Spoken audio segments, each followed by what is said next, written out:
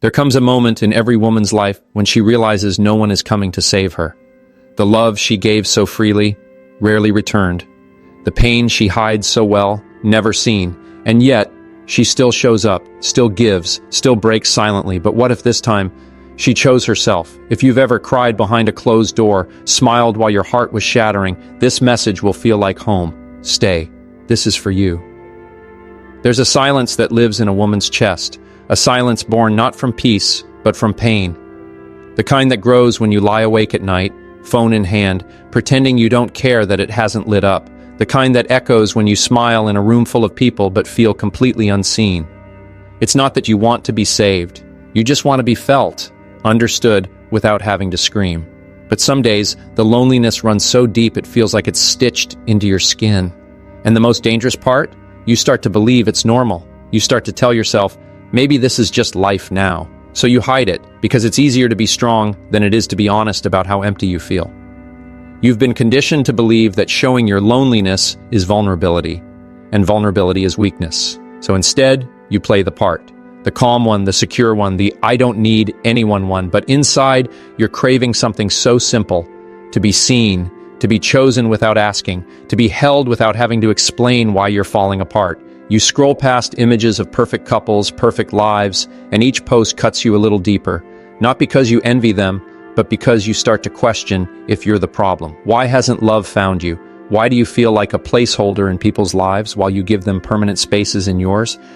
But instead of asking, you stay silent, because silence feels safer than rejection. There were moments, yet painful moments, when you gave away pieces of your loneliness just to keep someone close. You let your walls down, hoping they'd meet you there with softness, but instead they saw your ache as an opening, and they walked in not to love you but to use you. Your craving to feel loved turned into permission for them to take without giving. You accepted half-truths, broken promises, temporary comfort, all because your soul was starving, and someone finally offered crumbs. But crumbs are not meals, and attention is not affection. You thought honesty would invite closeness, but instead it became a tool they used to manipulate your heart. You began to believe that if you just loved harder, waited longer, forgave quicker, they'd stay. But every time you did, you lost a little more of yourself, and they didn't stay. Because the truth is, you can't force someone to hold you the way your heart needs. You can't convince someone to see your worth if they only see your need. So you learned, slowly, painfully, you learned to stop oversharing your emptiness, to stop leading with loneliness, to stop believing that bearing your soul guarantees it will be protected. Because not everyone who listens hears, not everyone who stays cares, and not everyone who says they love you knows how to love a heart that's been abandoned before. You stopped asking to be understood because it hurt too much to explain, and it broke you every time someone looked at your vulnerability and saw it as weakness instead of courage. So now, you smile more than you speak, you laugh louder than you cry, and when someone asks if you're okay, you say, "I'm fine," even when your chest feels like it's caving in, because showing your loneliness became too dangerous, too costly. And so you carry it in silence, you dress it up, you make it look beautiful, but inside it aches. And that ache doesn't just sit in your heart, it shows up in your choices, your boundaries, your fears. You started building walls, not because you wanted to be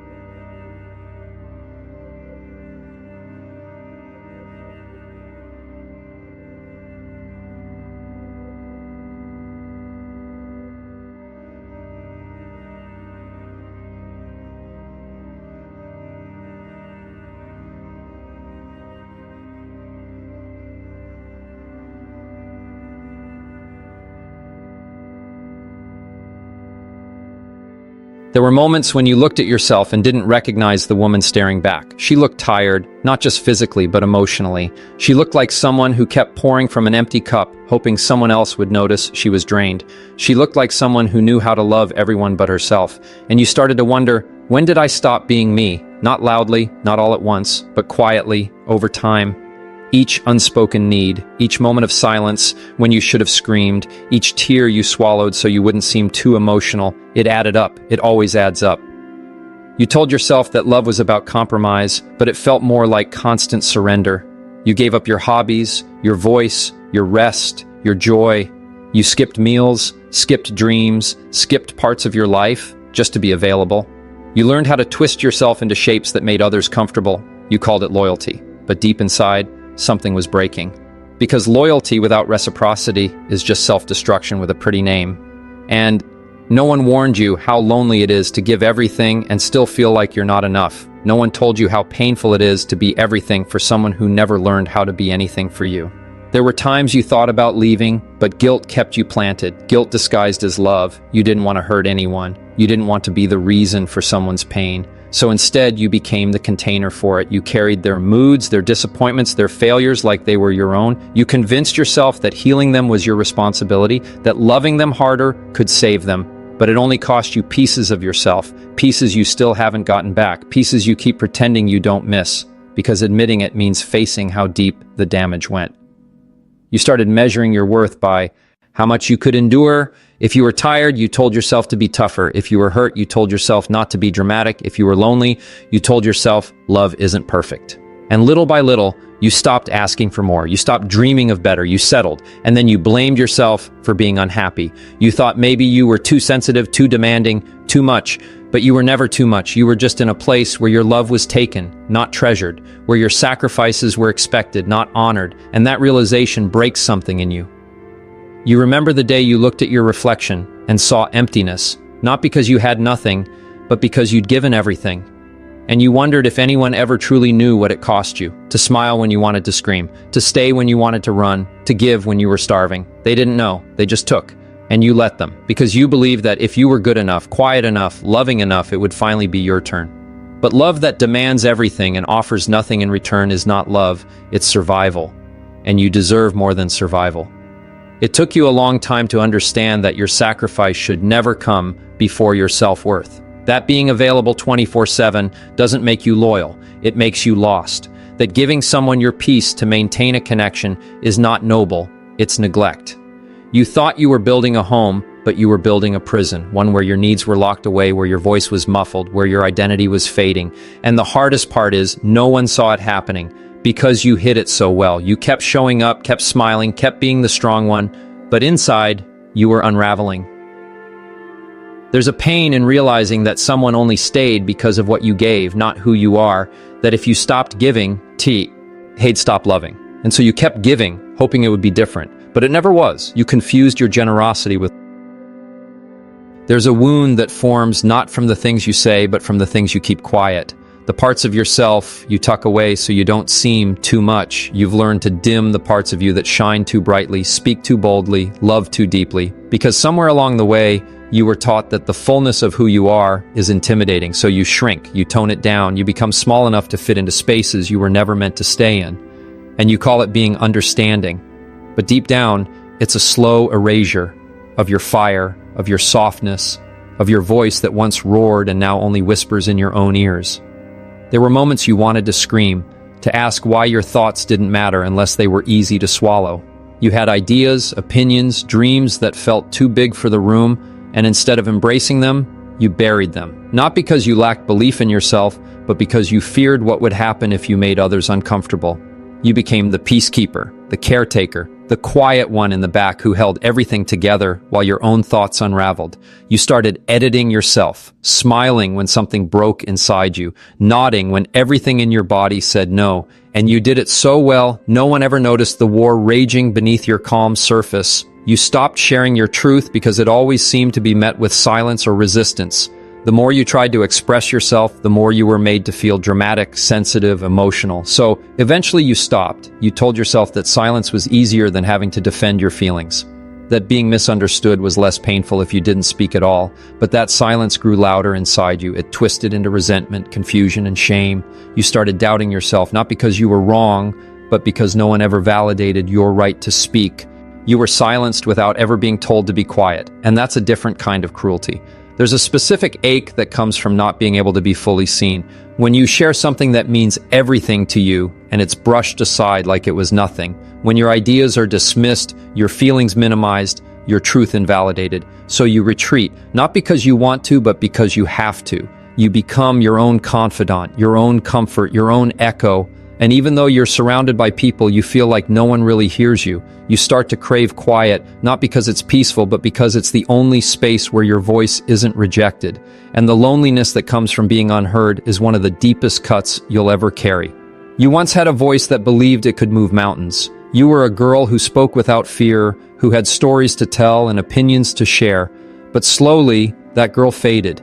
She was replaced by someone cautious, someone who second guesses before she speaks, someone who writes messages and deletes them before hitting send, someone who walks on eggshells, not because she's fragile, but because she's tired of being told she's wrong for feeling. You didn't lose your voice, you buried it. Buried it under years of being told to calm down, let it go, don't make a big deal. And now, even when you want to speak, it feels like pulling words from a well that's gone dry. You've learned to become fluent in silence. To nod your head when your heart screams no, to apologize for things that weren't your fault, to hold your pain like a secret, because you know what happens when you let it out. You've watched people get uncomfortable with your truth, and instead of holding space, they changed the subject. They labeled your honesty as an attack. So you learned, don't rock the boat, don't make waves, be agreeable, be Aussie. But every time you did, you betrayed the woman inside you who just wanted to be heard, not fixed, understood, not silenced, respected, not tolerated.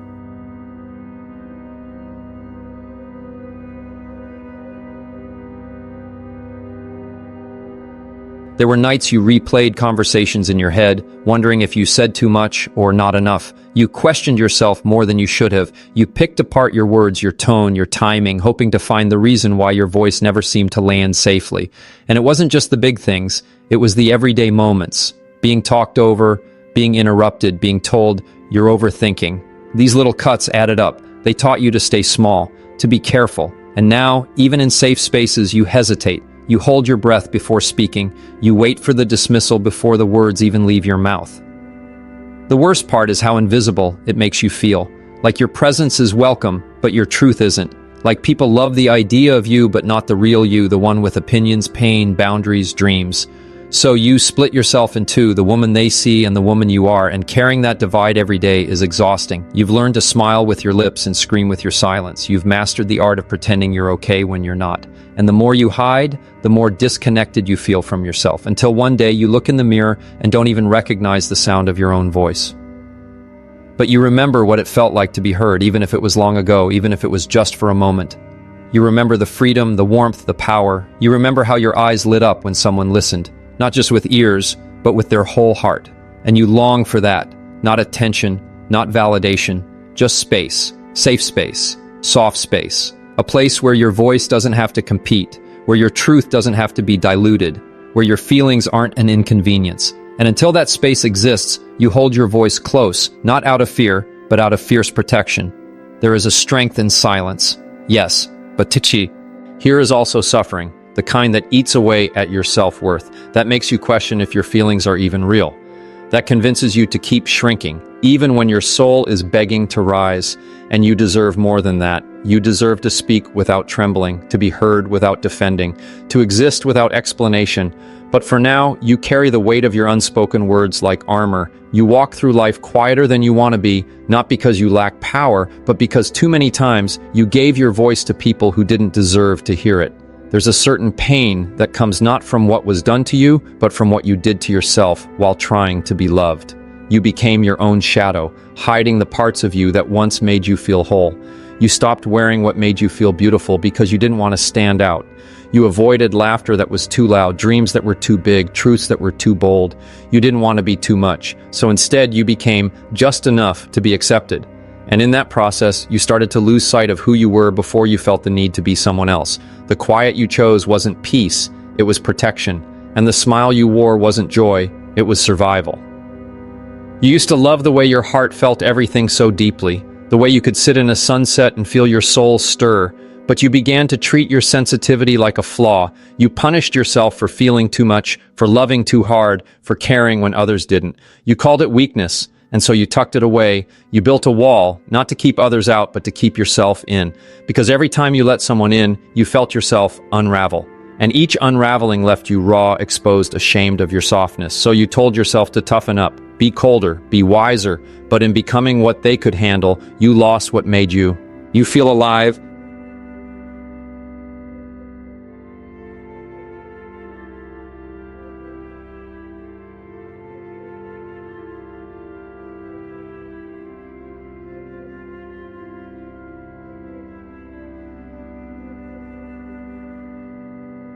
You stopped sharing your joy, your wins, your glow, not because you didn't have any, but because you noticed how people responded to them, the way they went quiet when you shined too brightly, the way their eyes dimmed when you shared something good. So you learned to dim yourself down, to speak in smaller words, to celebrate in silence. You told yourself you were being humble, but really, you were shrinking. You wanted connection, not competition. You wanted to be seen, not resented.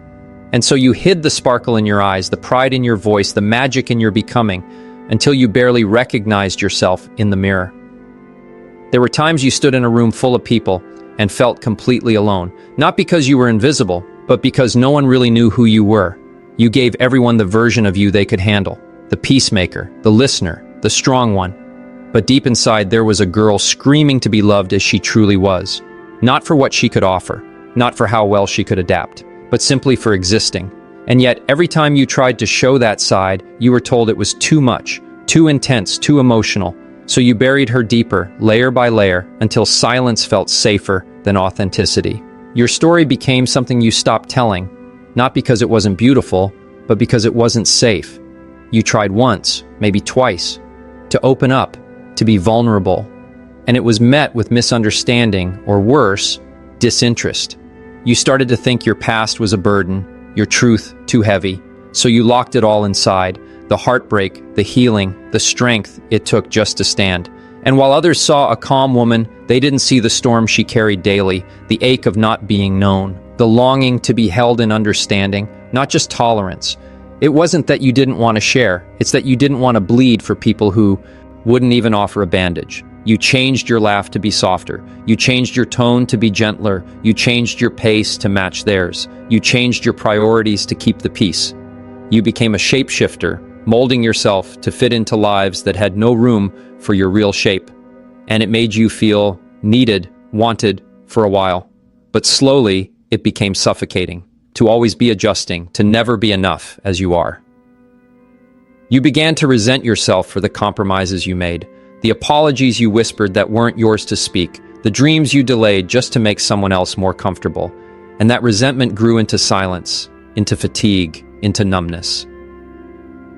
You learned how to smile through disappointment, how to show up even when you were breaking, how to love people who only knew how to take. And the world praised you for it. They called you selfless, strong, graceful. But they didn't see the nights you cried yourself to sleep, the days you woke up empty, the moments you questioned your worth, because it was never mirrored back to you. They didn't know that behind every act of grace was a woman screaming for just one moment of being understood. Not praised, not pitied, just seen. Seen without having to prove her softness was still strength. You stopped talking about the things you loved, not because you didn't love them anymore, but because no one listened. You stopped reaching for more, not because you didn't want it, but because you were tired of being told to settle. You stopped dressing for yourself, speaking for yourself, showing up for yourself, because somewhere along the way, you decided that blending in was safer than being seen and misunderstood. And the saddest part is, you got so good at hiding that even you started to forget the parts of yourself you buried, until the silence inside you was louder than any voice around you. You became the kind of woman everyone admired, but no one truly knew. The one who held everything together, who gave everything she had, who asked for nothing in return,